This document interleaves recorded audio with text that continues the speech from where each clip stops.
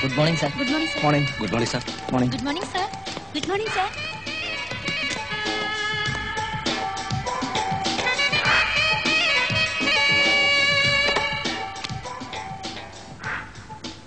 Nancy, please come. May I come in, sir? Yes.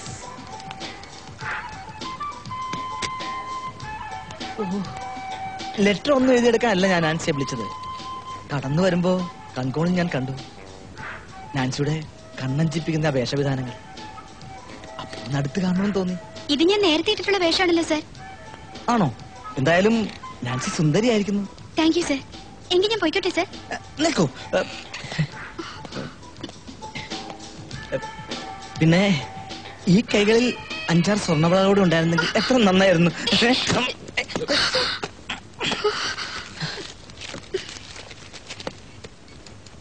സാറിന് എന്താ വേണ്ടത്? അല്ല, ഞാൻ ചായ മേടിക്കാൻ വേണ്ടി പുറത്തു പോവുകയാണ്. അത് മാത്രം മതിയോ? നോക്കിയത് അകത്ത് കയറാൻ പാടില്ലാത്തതുകൊണ്ട് ഞാൻ പറഞ്ഞിട്ടില്ലടോ.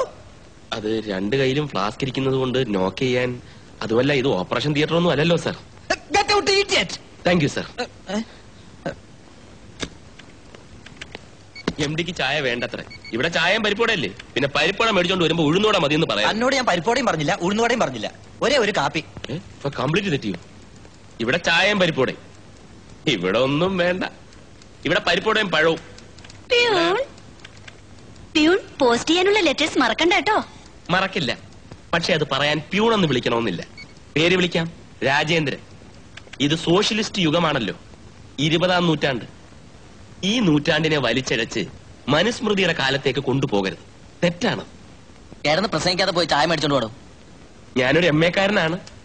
BA-കാരുടെ കാലം. MD അറിയാലോ, പ്രലോഭനങ്ങളിൽ വീഴാതിരുന്നാൽ കുട്ടിക്ക് കൊള്ളാം. ഇന്നത്തെ പോലെ എപ്പോഴും കുട്ടിയെ രക്ഷിക്കാൻ ഈ രാജേട്ടന് കഴിഞ്ഞെന്ന് വരില്ല. താൻ തന്നെ പാട് നോക്കി പോകുന്നുണ്ടോ? ഒരു രാജേട്ടൻ.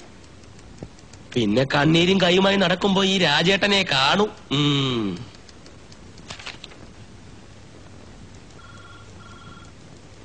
ഉടനടി ഒരു പ്രൊമോഷൻ ഒപ്പിച്ചു തന്നില്ലെങ്കിൽ ഞാനൊരു നെക്സലേറ്റ് ആയി പോകുമോന്ന് സംശയമുണ്ട്. ഇവിടെ ഉച്ചനീചത്വം ഭയങ്കരമാണ്. എങ്കിൽ പിന്നെ ഈ ജോലി അങ്ങ് രാജിവെക്കുന്നതല്ലേ ഉചിതം. ചായയും ഏത്തപ്പഴവും അല്ലേ പറഞ്ഞത്? കൊണ്ടുവരാം.